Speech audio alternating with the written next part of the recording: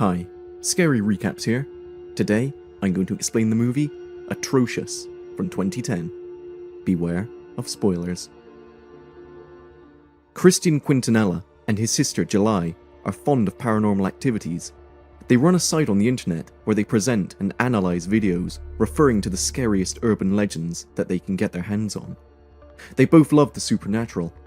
One day, their parents, Santiago and Deborah, decide to go on a trip to the countryside and spend their Easter holidays at Deborah's old house.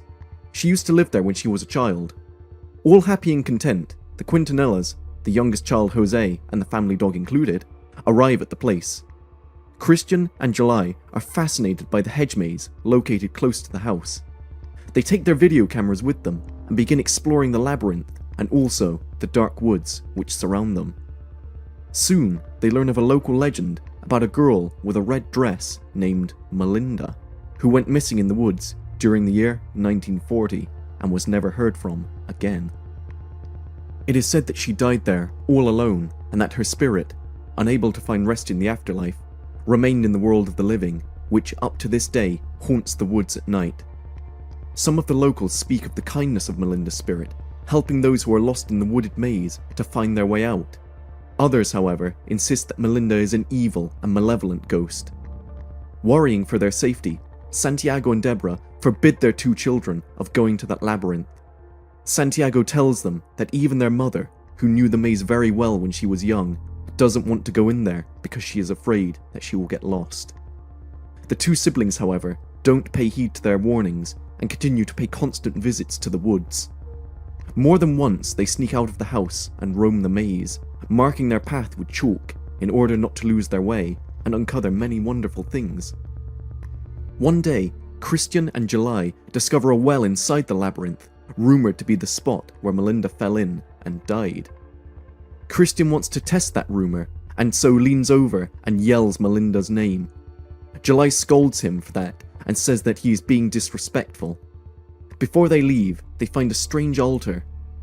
Later on, Christian and July explore the basement of the house that they're spending their vacations in and find many odd things: toys of their mother, a pack of diaries, videotapes, and a broken television. They don't pay much attention to them as they are more attracted to the gloomy aura of the maze. The next day, an urgent matter requires the presence of Santiago in the city. Their father says that he will be back in 2 days, but during his absence, strange things begin to occur. The children hear eerie noises outside the house coming from the woods, and Christian sees a weird figure close to the maze every time he walks in the woods. One night, the family dog disappears. Jose is very upset and worries about him. He tells his brother and sister that it is his favorite dog and, in fact, the only friend he has. While their mother, Deborah, is sick in bed, Christian and July make up their minds to go and search for the dog together. They come across a trail of blood on the forest floor and follow it all the way to the well. Disturbed as to what they may find, they look inside the well and find that the dog is dead, obviously killed by someone or something.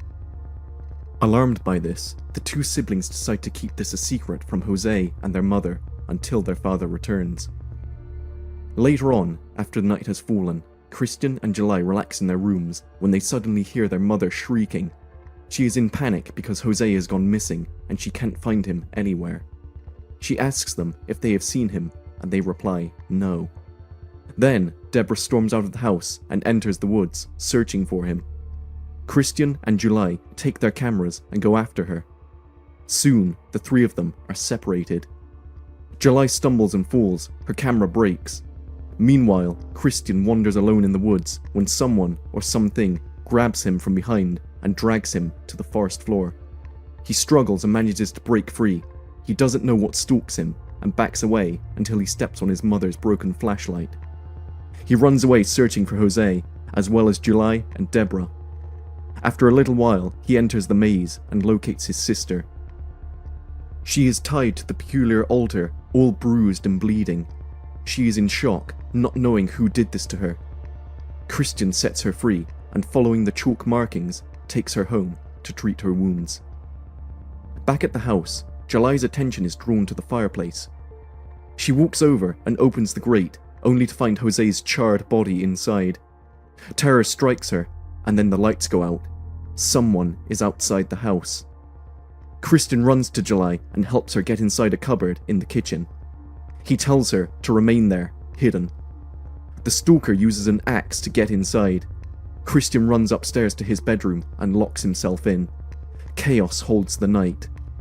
In the morning, Christian carefully unlocks his door and walks downstairs. The house is an absolute mess. Everything is torn apart and broken. Christian goes to the kitchen and finds that July is no longer in the cupboard.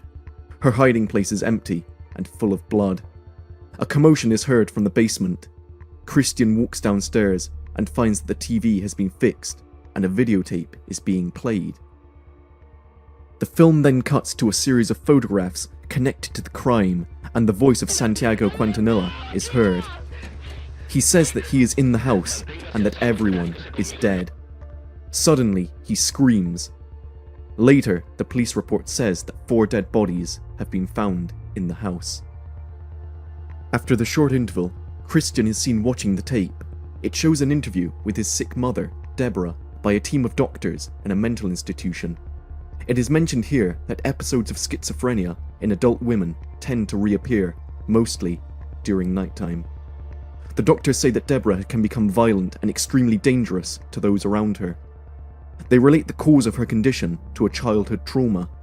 It is also mentioned here that Deborah had a little baby named Michelle, and that, because of her psychosis and depression, she killed it. Her condition seems to get worse in the presence of children. The doctors ask her about Michelle, and Deborah turns and says that it is all Elvira's fault. She is responsible for these insane outbreaks. They ask her who Elvira is, and it is revealed that Deborah has come up with a second personality that goes by the name Elvira, a ferocious and deadly persona. As Christian watches the tape, his mother slowly creeps up behind him and kills him with an axe. After that, she leaves, and her whereabouts remain unknown. 5 days later, officers enter the house and find the bodies of the Quintanilla family. And along with that, they also obtain video footage that was shot by Christian and July before their deaths.